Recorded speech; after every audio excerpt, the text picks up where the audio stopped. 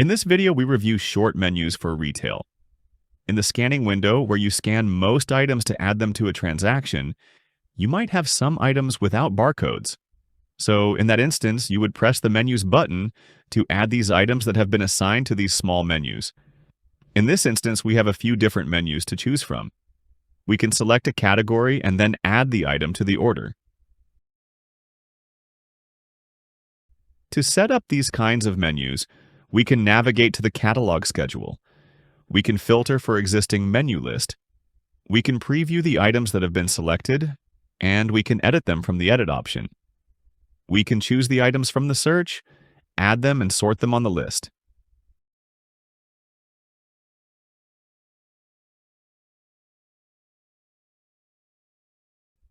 To save, make sure you press the Save button. We won't change this list. This is how you create these menu lists. To add a new menu, you would just press the Add Item button here, and then make sure you assign it as a menu list.